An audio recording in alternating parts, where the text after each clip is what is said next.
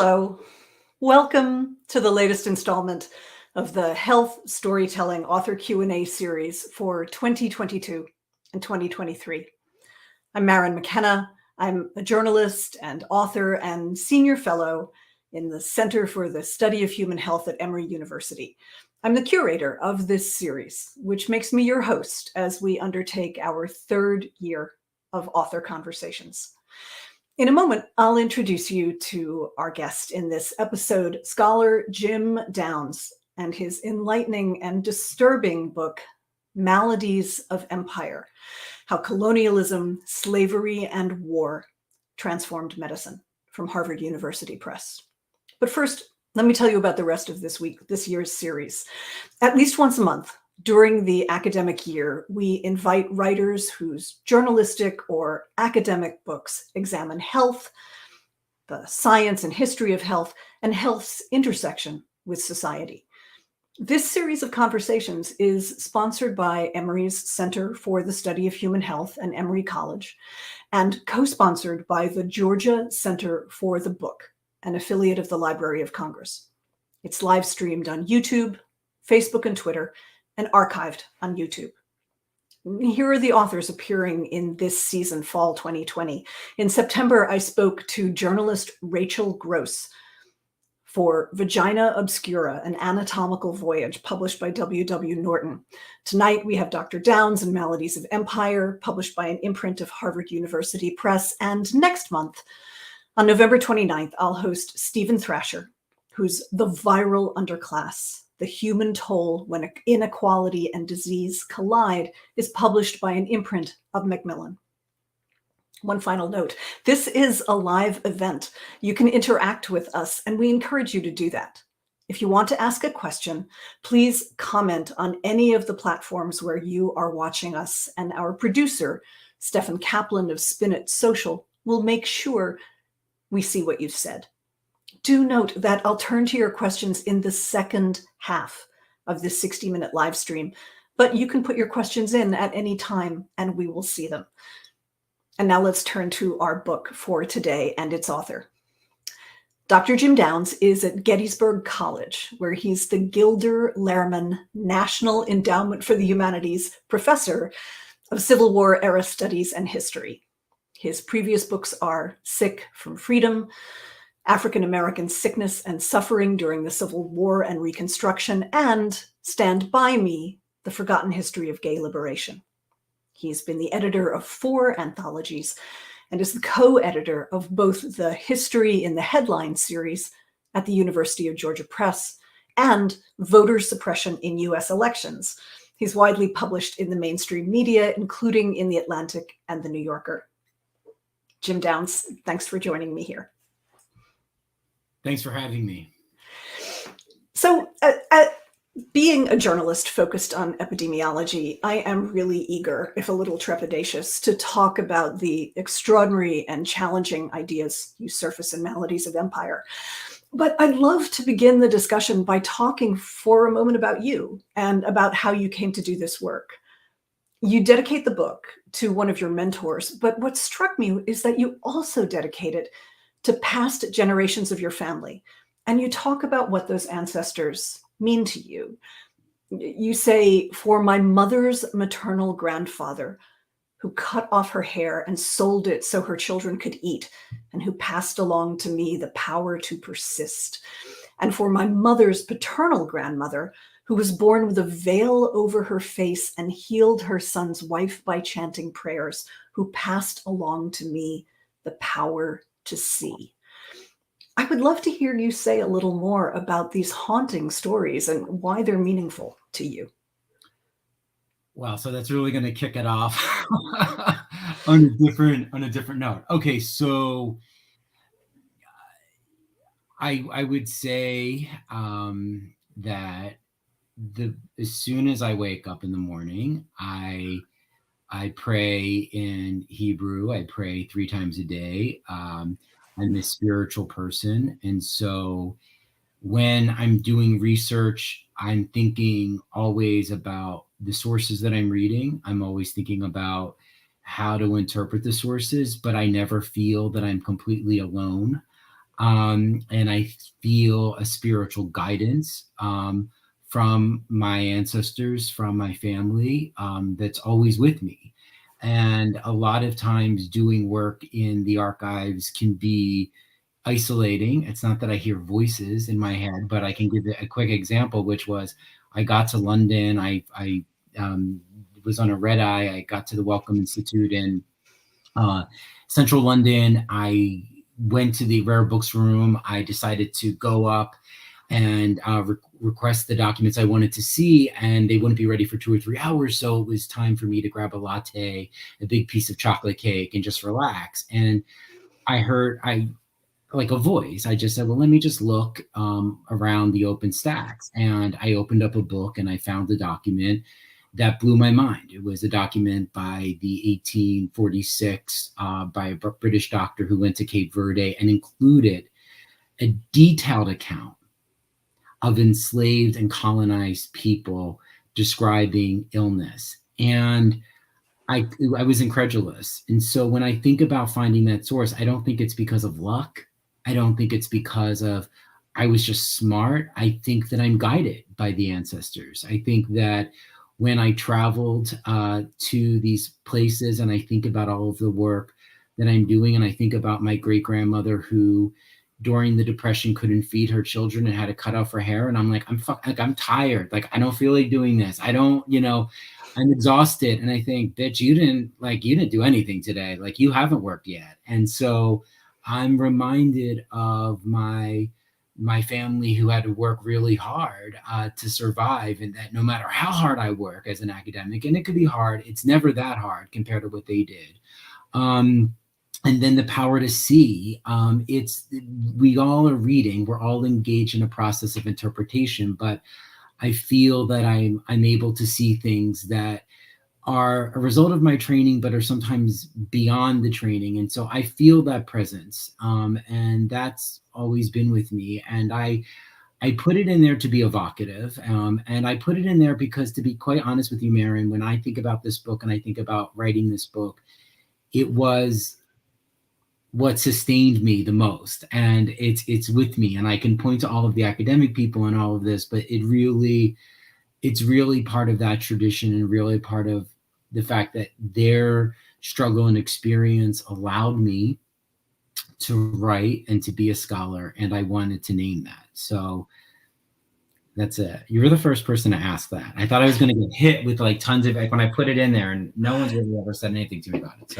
So I mean, thank you for that description. And I thought I was about to hear something about that amazing cafe in the Welcome building, which is fantastic, and the cake is great. Yeah. But the reason that acknowledgement is so striking to me is that the project of the book is surfacing the stories of people whose identities have been forgotten or neglected, and to make the case that at the foundation of sciences that we take for granted is the suffering of obscured people. And it's really the obverse of the sort of great man, famous scientist presentation of history.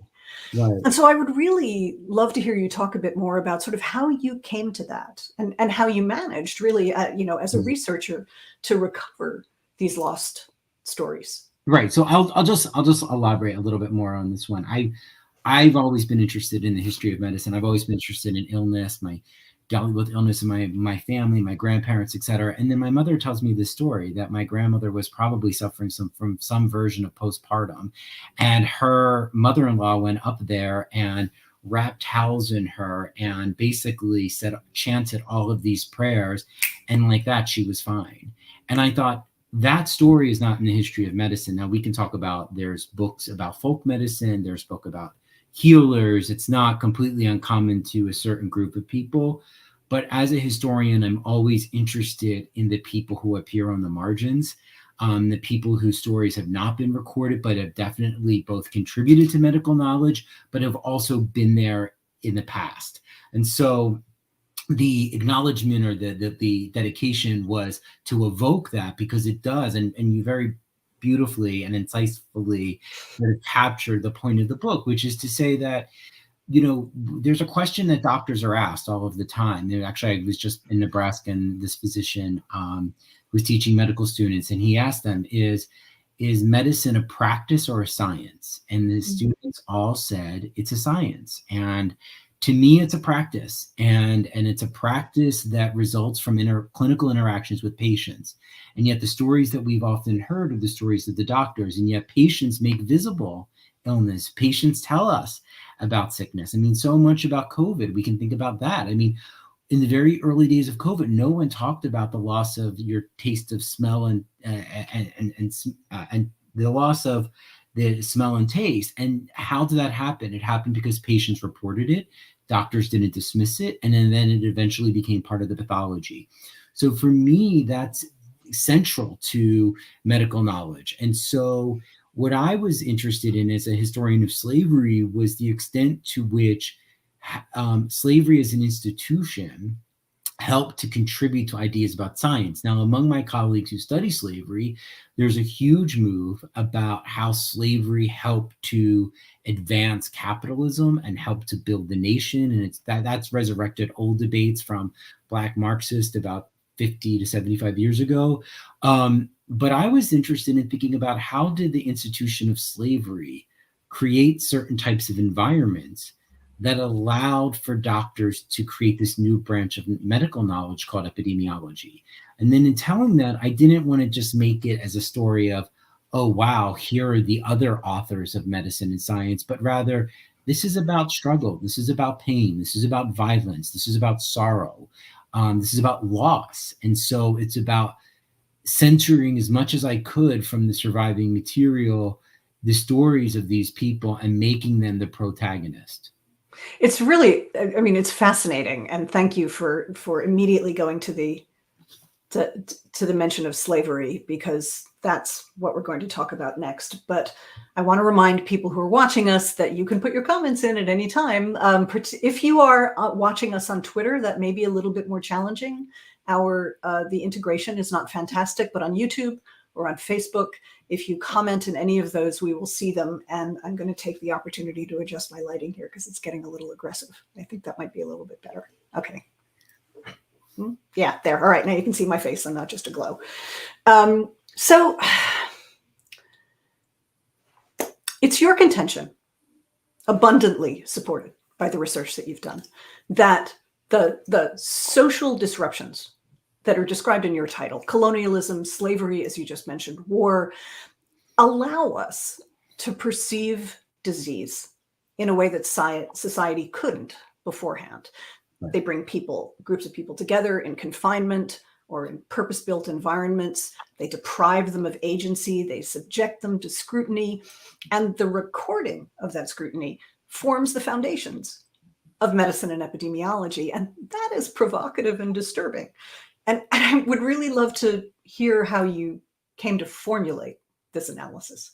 Okay, so the answer is the recording of that material. You very brilliantly pinpointed the point of the book, which is to say that beginning in 1750 to about 1866, you see, all of a sudden there's an uptick in the creation of medical documents that study the spread of infectious disease. Quick caveat: doctors studied infectious disease for centuries in different places in different parts of the world, from Asia, the Ottoman Empire, all over Europe. These were not the first group of doctors that ever did this. But what happens is slavery creates a massive bureaucracy. That is to say that all of these slave ships, all of the doctors on there are required to talk about the health conditions of the crew. And in so doing, they start investigating why the crew's becoming sick. They begin to study the health conditions of the enslaved Africans. They start writing about it. Those reports flow back to London. And now you have someone who's overseeing ships deployed all over the Atlantic Ocean, from Sierra Leone and West Africa to Jamaica to Cuba. And they're capturing all of this information and they're trying to digest it. At the same time, colonialism also gives way to a massive bureaucracy. So doctors are reporting on disease outbreaks in India, with the west coast of Africa, again in the Caribbean. Then war happens, the Crimean War, the Civil War, again, an explosion of material. What I began to see is that the process of digesting that material, of collecting that data, and then gaining a bird's eye view ultimately allowed for the development of epidemiology. Now you might say, well, are you sure? And here's the answer. Yes, I'm sure, because the doctors come back by 1850 and they create in London, the British doctors, the first ever epidemiological society. And these doctors that create the first epidemiological society had served all over the British Empire. And so what happens is that a doctor, say in the 15th century Venice, or sometime in the Ottoman Empire, or someplace in China, may have studied disease outbreaks, but the question of, was that doctor tapped into certain networks? And yes, there were scholarly networks and there were ways of communication, but think about how the military was able to systematize the collection of that data, process it, and then gain a bird's eye view of epidemic outbreaks throughout the Atlantic world. If we think about the outbreak of COVID, immediately when we started actually paying attention to it, the public health officials in the US could see it in Wuhan, in Iran, in Italy, in New York. That type of, we can call it surveillance, we can call it bird's eye view, we can call it mapping, that resulted from colonialism. Colonialism provided the structures for government officials to begin to map disease. And so when they start mapping it as a result of colonial endeavors or the slave trade or even war, the information funnels back to a central location. And that's what eventually led to the formation of epidemiology. So, like anyone else who works on epidemiology, I have John Snow's map on my wall. Yeah. And you are causing me now to think about this map in a completely different way. So there is a sort of aspect of kind of, I guess, banality of evil in what you're saying, that with all these terrible projects that are confining people and depriving them of agency and devaluing them as human beings, there's a bureaucracy created to manage it. And out of that bureaucracy, which we probably would want to think of as neutral and apolitical, because it's just moving information around, is in fact something that exists to extend these profound insults to human beings. Right. So, I mean, so the point of Snow's map, and this is this, and the point of how there is this banality of the bureaucracy. So just a few things. One is that the map, as historians of Victorian epidemiology like Jacob Steer Williams at College of Charleston, among others, would note, actually doesn't become a key metric, a key technology until later in the 19th century, when his students, John Snow's students, actually start saying the map was central to him understanding the spread of cholera to the water pump. Prior to that, it's really unclear. But what we can see is that in the case that I gave before about Cape Verde, when a yellow fever epidemic breaks out, the doctor there, McWilliam, draws maps in order to help understand the spread of yellow fever. McWilliam is a member of the Epidemiological Society. Snow is a member of the Epidemiological Society. The point of my book is to say that Snow actually is following in the footsteps of colonial doctors who actually were studying the spread of infectious disease in other parts of the world. And then he borrows their methods in order to trace the origin of cholera to a water pump. Now, here's the thing. I'm not saying, I don't want to sort of replace Snow with just a cohort of 10 or 15 other doctors. Instead, I want to get to the point that you just mentioned. There's a kind of banality of evil there. There's an unspoken coefficient that allows for this knowledge to take place, and that is colonialism. In other words, when McWilliam develops the map, when he's actually able to extract the data, mostly from enslaved people and colonized people, washerwomen, etc., he has he's British, but Cape Verde is under Portuguese control, and he has the British Army behind him. So these people have no choice but to cooperate. So what happens is there's an extraction of knowledge from them about the incubation of yellow fever, what it looked like, how it spread. But what we end up getting if in the medical journals that he writes, in the medical notes that he writes, is a sort of reified, polished, unfettered version of how colonialism actually set the stage, how the violence of British Empire set the stage for him to extract that knowledge. And instead we get just the map. And then we could say, oh, well, Snow got the map from him. Okay, yes, but at the core of that was the violence of imperialism that allowed for the ship to appear on Cape Verde in the first place. And that can't be sort of, I guess my point is that, like, we can't disaggregate that. We can't separate that from it, even if the medical documents and the medical history is complicit in the erasure of the violence that led to the development of that knowledge. So I'd love to hear you talk a bit more about the Cape Verde example, because what I wanted to ask you was, among all the many examples you have in the book over 150 years of ways in which people who were subjugated or organized militarily or enslaved are. I was curious. I was going to ask you which of those episodes are not your favorites, but that you find most illustrative. But I'm fascinated by the Cape Verde example in particular, because it's not that doesn't represent just the colonialists exerting scrutiny and control over the local people. They actually do a sort of citizen epidemiology on themselves and participate in the scrutiny of themselves and in gathering information about themselves. And that seemed, that really sort of rose up out of the narrative of people, in a way of people sort of taking back control of this project that was being made of their experiences. Right. So I think that's really good. And I'm glad that you highlighted that, because here's what happens. A ship, essentially, the story in a nutshell is basically that a British ship is deployed to the west coast of Africa, to Sierra Leone, to police the west coast of Africa for any sign of the illegal slave trade. The British had abolished the slave trade, but there were still accounts of enslaved Africans being kidnapped and brought to other parts of the Caribbean. So the ship goes down there, and the British soldiers are promised a decent amount of money if they find any criminal activity. They don't. So they're frustrated, and they have to come back, and they're on their way back, and they stop at Cape Verde and they party, and they have like this really good time. And there's like 4 or 5 guys that are missing that they never show up again. We don't know what happens to them. And on the way back, the ship approaches London, and it's placed into quarantine.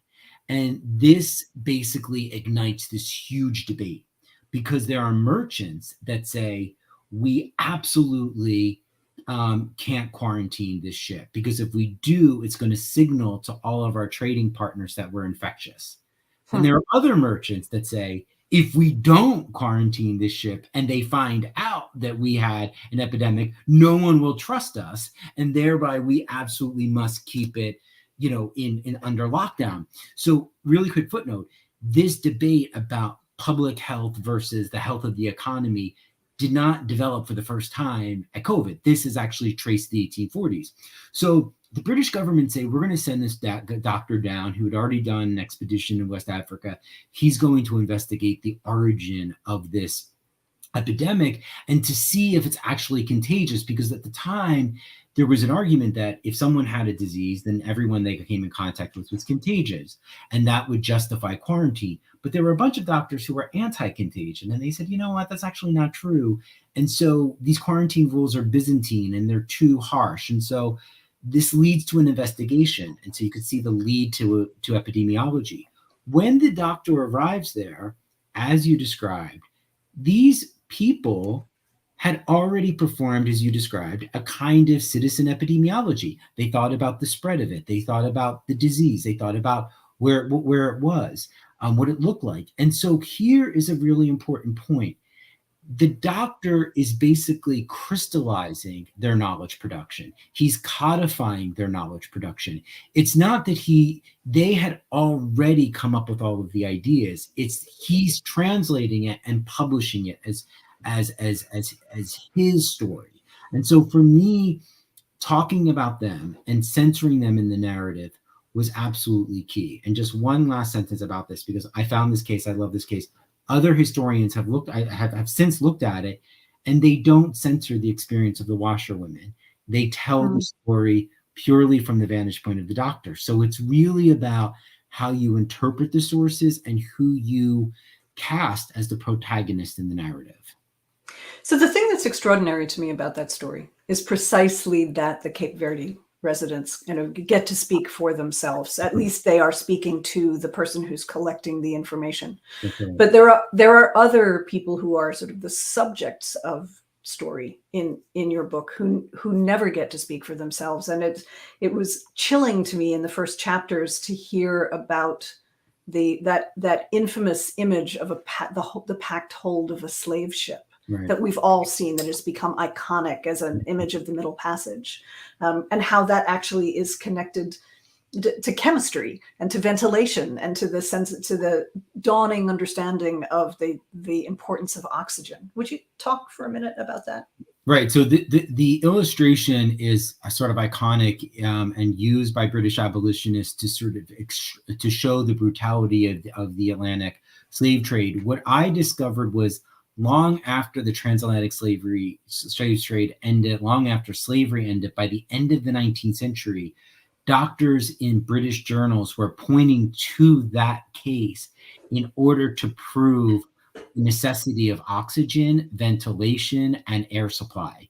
And so for me as a medical historian, I thought all of those discussions took place among the urban poor in New York City, around the tenement houses and so forth. But actually the case that 19th century people were using was the case of the slave trade. And now here's what's really interesting. If there's one thing the viewers need to get tonight, this is the point. Chemistry as a field develops in 1750 at the same time as the transatlantic slave trade. These are not coincidences. In 1750, scientists in Britain, in England, Germany, and France were all testing how air changes its quality by using certain devices in their laboratories. They basically figured out there is such a thing called oxygen. They always knew air was necessary for human survival since Aristotle, or even before, clearly. But the idea that air could change its quality, they started to observe that in a device in the laboratory. The slave trade actually became a laboratory that showed how air changed its quality and had a disastrous effect on enslaved Africans and led to their increased mortality during the Middle Passage. And so that the transatlantic slave trade provides evidence to a European laboratory discussion about oxygen. And so my book was trying to put those two pieces together. And so there is even the question of the construction of ventilators on ships and the ways in which Stephen Hales, long recognized as the inventor of ventilators, actually was drawing on evidence from slave ships throughout the Caribbean in order to prove how the use of ventilators on slave ships promoted the healthy circulation of air and lowered mortality rates. And you actually have in the scientific journals slave captains quoting that the death rate has decreased because the air quality has been improved. That's not something taught in the history of science. That's not something that we know when we think about where scientific ideas developed. And yet there is that deep connection between slavery and science. So this is a perfect time to bring in one of the questions or comments from people who are watching. Let me remind everyone else, if you are watching, we want to hear your questions and comments. Put them into the comment boxes or comment on whatever platform you're watching us on. And so this person, who I happen to know is both an epidemiologist and also works in the history of medicine, points out in his epidemiology studies, his professor made an argument that the slave trade, in a twisted way, led to the first institutionalized healthcare, because there was a requirement that people needed to systematically care for the people they had enslaved in order essentially to keep their merchandise alive. Does that view make sense to you? Yes. And I mean, I'm sort of arguing in a bigger book project that I'm working on right now that the transatlantic slave trade was the beginning of public health and that it was the first public health crisis, because there are all of the elements that we see. We see medical crisis, we see concerns about economy, we see new ways that government creates laws to respond to it. It really does encapsulate what we understand to be public health. And yet, in the United States, we've inherited a British model of telling the history of public health by focusing on unsanitary cities as the origin of public health initiatives, when in fact, really, the first public health initiatives began during slavery as a result of the conditions of enslaved Africans. So that whole structure actually gets built from that moment. And I want to just sort of say here, not to lose sight of the people, because it's enslaved Africans who are often pointing out the poor conditions, are begging for support, are asking for help, are describing their symptoms, so that their voices are not just background, but they're actually central to how these issues developed.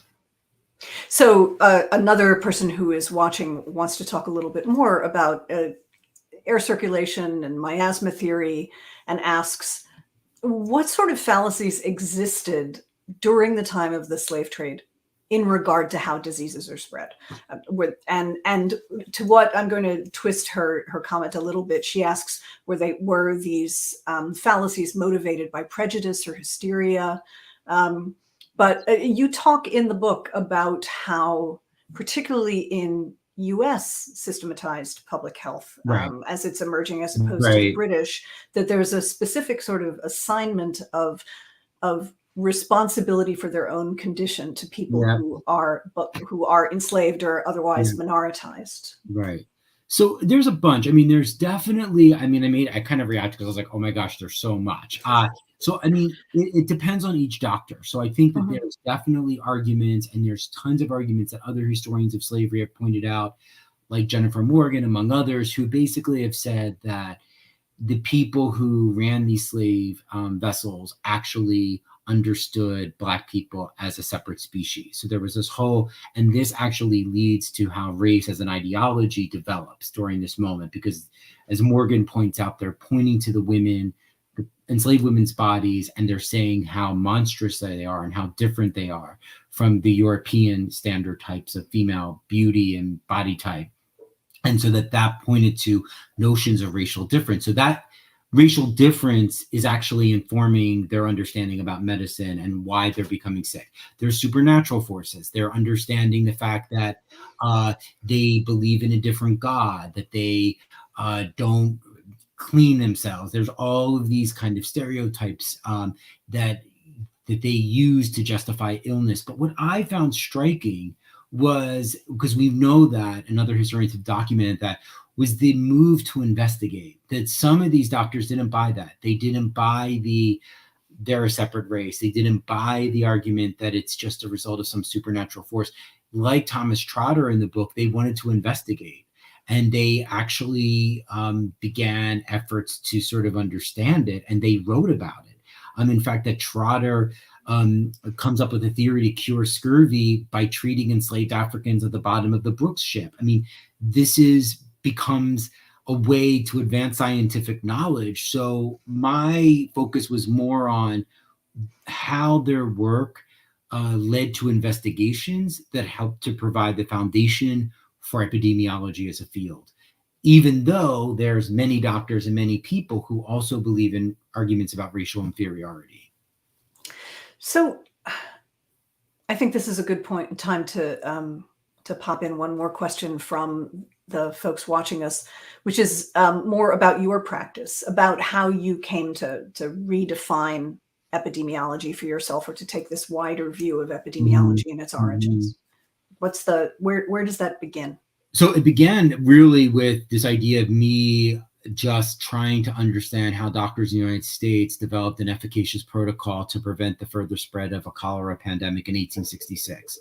And for years, before my first book, Sick from Freedom, came out, beginning in 2011, I started collecting a ton of documents from the New York Academy of Medicine. And it was one of the only times in my research that I was collecting and collecting and collecting. And I'm like, I don't know what this is, but there's obviously something here, because there's all of these doctors talking about infectious disease. And what historians have said about infectious disease and epidemics, it didn't necessarily, their interpretations didn't explain these documents. And so I was really fortunate as an assistant professor and early associate to get grants to go to London, where SNO was, where the Epidemiological Society was. And so I was just collecting.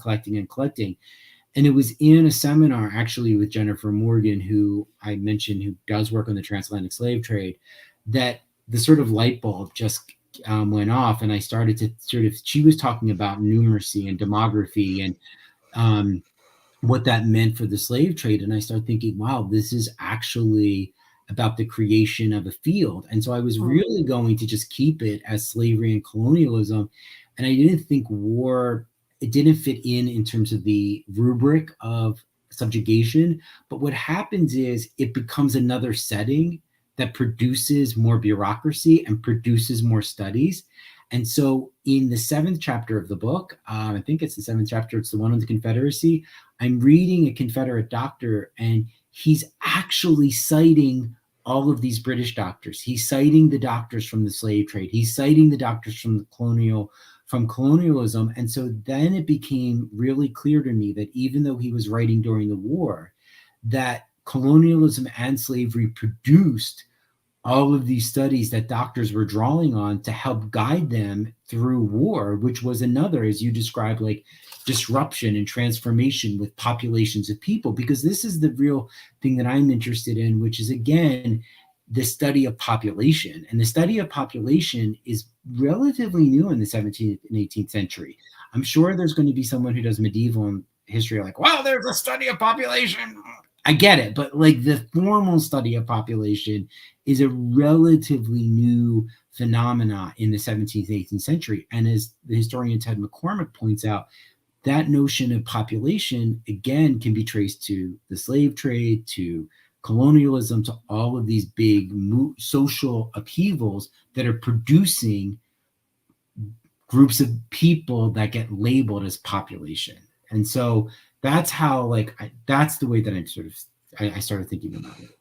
So let us put a pin in that concept of population, because I'm going to come back to that in like one more question. But I want to be sure to ask this before the historical context slides away from us. And that is, there are, I am sure, plenty of people among the folks watching this, because we are doing this at Emory, which has not only our Center for the Study of Human Health, but a medical school, a public health school.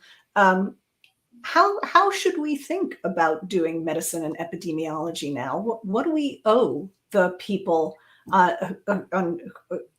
who are at the center of these until now lost stories, for whom this science was literally elaborated on their bodies?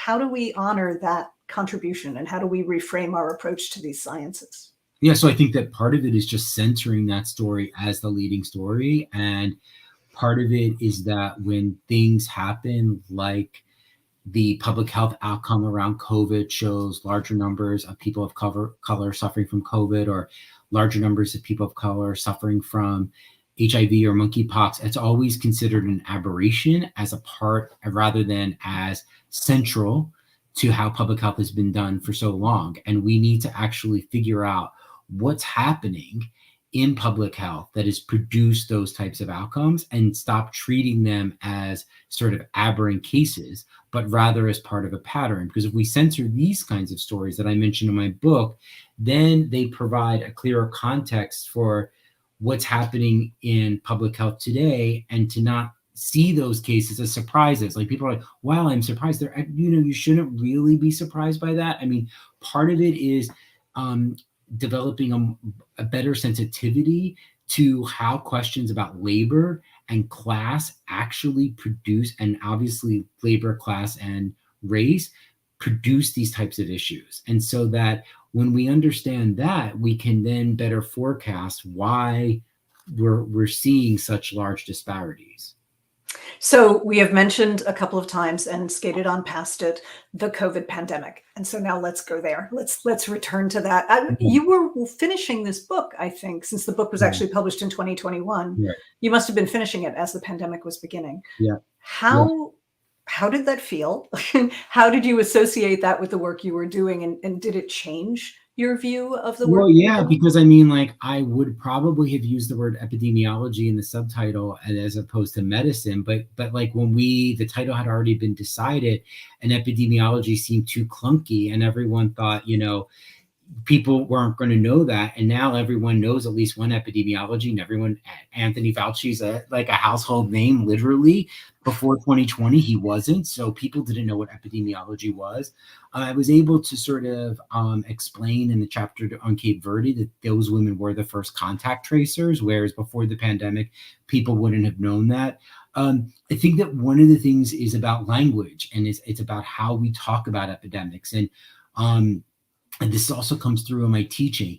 When COVID broke out, there was this almost excitement about staying at home among a lot of people, and they were putting pictures on Instagram, turning their garages into workout centers, baking banana bread. And then we create a euphemism for brown and Black people who we demanded would pick up our garbage, would stock at the shelves at our grocery stores, would deliver our food, would do all of these kinds of things. And then when the number of Black and brown people began, skyrocketing in COVID outbreaks, it was, well, wait, maybe there's something biological about it. And that's why I say, no, there's a labor and a class issue that's undergirding this.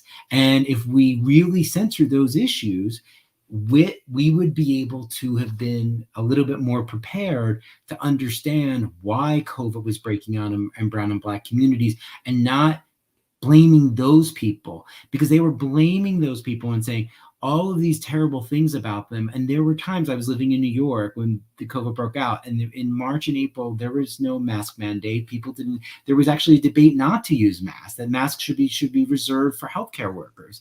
And yet, I was going crazy because I hated the term essential workers. It was a euphemism that really obfuscated a class reality. And I still, to this day, I mean, it drives me insane when I hear people like, I'm isolating, I'm doing this, but you don't think, but then you expect someone to pick up your garbage. Like, I'm glad you're isolating, but what are you doing in terms of this? Like, there's this terrible class dynamic around COVID that I find really disturbing. And it even gets propagated by people like-minded people who are in public health, still not understanding, people wiping off the desk of their airplane seat, but never thinking about the sanitary workers who are picking up your garbage. Can we talk about that? Can we think about that a little bit more? Can we make their job a little bit easier? What can we do for them? And so I think that there's this, really, I think historians are going to look back on this, and people who sort of cast themselves as heroes, as like, I stayed home, I did this, without any conscious of class issues, especially how class plays out for dispossessed populations, I think is really, really problematic. And it even came through with monkeypox again for LGBT people, for men who have sex with men, and then men of color, having access to information, having access to testing, having access to vaccines. New York, I think, did a decent job in that case. I don't know about the rest of the country, but those patterns started repeating within the pandemic again. So to respond to this notion of essential workers and how we sort of sanitized with that term what people were being required to do, right. I have a vivid memory of looking at the first map that was published of case rates in different zip codes in New York City, Right. And how the Upper West Side had a really low case rate, and aspects of Queens and the Bronx were really dark because they had a lot of cases, a really high case rate, and people asking, well, gee, I wonder what's different about those neighborhoods. Like, really? Like, exactly. It does not occur to you that the people who are in those more afflicted neighborhoods still have to go to work, have to take subways, have to take buses, are more likely to live in multifamily housing? Are we really not thinking about these social determinants of health? Right. It was kind of shocking to me. That Right, exactly. The housing thing, I mean, because in Chelsea where I lived, you had public housing on one end of the street, apartments the other end. It's very mixed use. And I would always think that, I would say before the pandemic began, we were already dealing with like infrastructure problems around ventilation, around all of these other issues, 5 families sharing one elevator. So now we're talking about an airborne virus. Like, let's think about what that means in these spaces.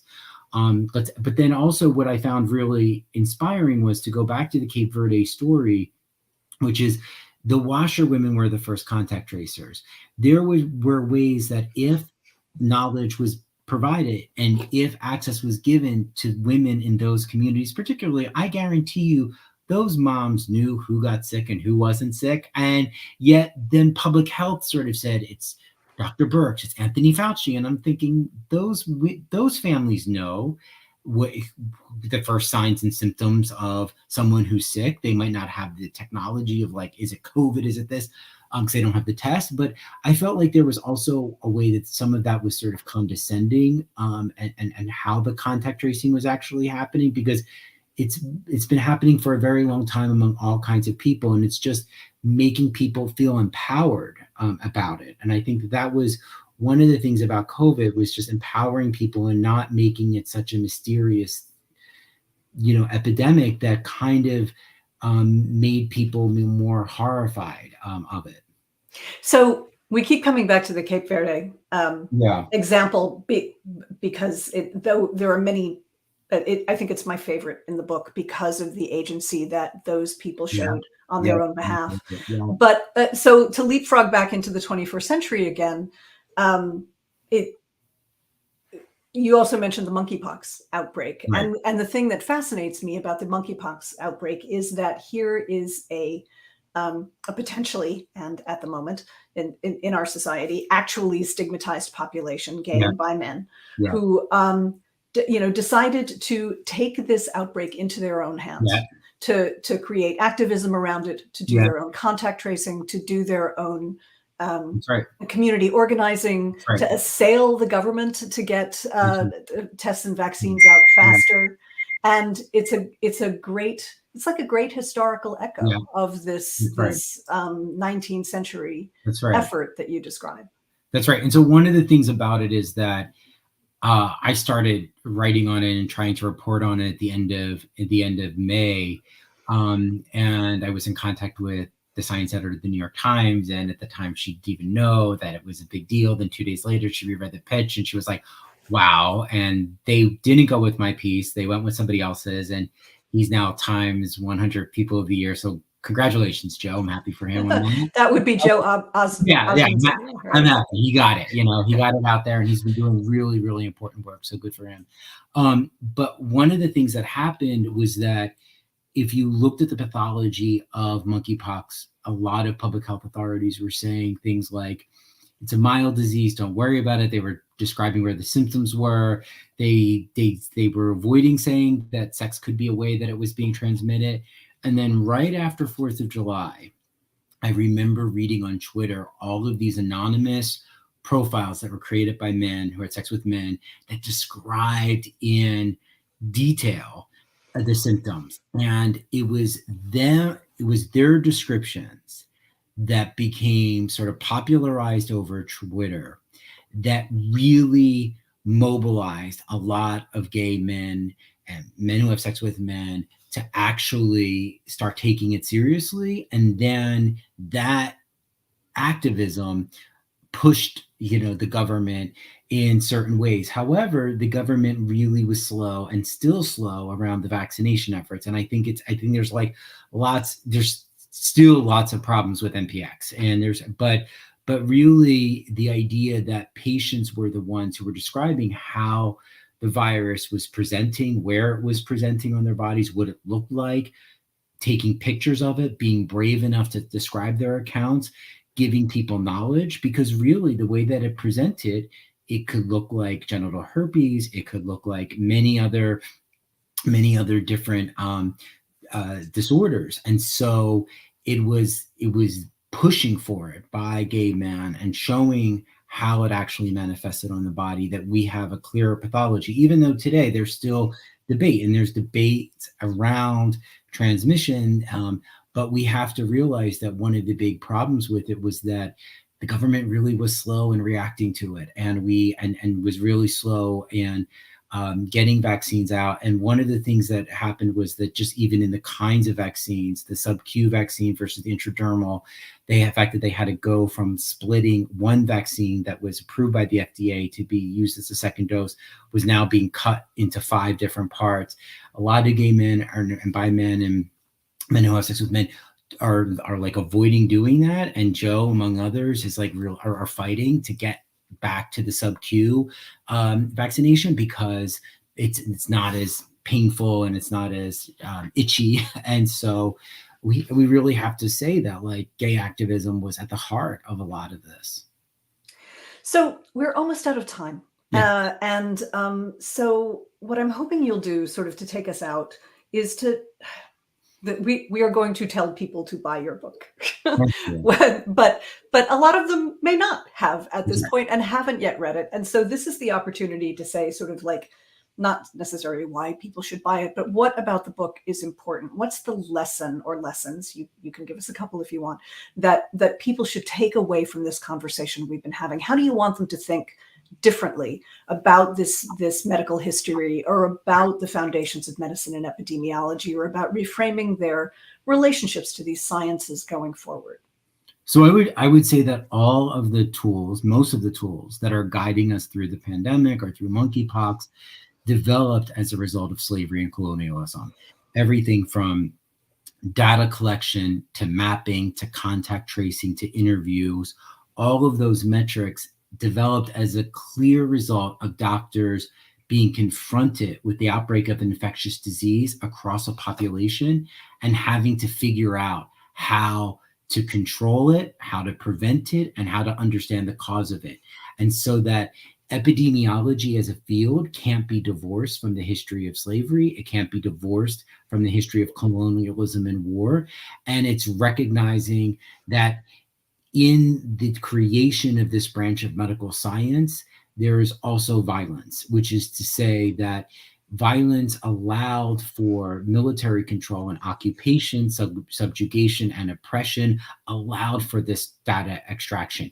It doesn't mean that we need to get rid of epidemiology. We need epidemiology, but we need to understand its origins. We need to understand how it works. It's just like when we describe, the Constitution, we the people, or that the United States is both based on freedom. The nation is based on freedom. Well, freedom can only exist if someone is unfree. So, and really pointing to the fact that the notion of freedom is tethered to the notion of slavery. And so that the founders knew that. That's why poor, dispossessed people from England and Ireland that came to the US, they were told they were free in opposition to the people who were enslaved. And that's what built the nation. Having that recognition that freedom was not just a theory that came from the Enlightenment that was practiced in the United States, but was tethered to the institution of slavery, provides us with a better understanding of who we are as a nation. Similarly, epidemiology, which is incredibly helpful and important and efficacious, is not just the brainchild of a bunch of European British scientists in the mid 18th to 19th century, but it's a science that's connected to slavery. And so much of our history is connected to slavery, and recognizing that is important. It can provide us with new insights. It could provide us with new ways of thinking, but just that understanding, I think, is really important, so that when we see disparities today, whether it's among Black people or queer people, we don't think of the disparity as accidental or surprising. We sort of understand that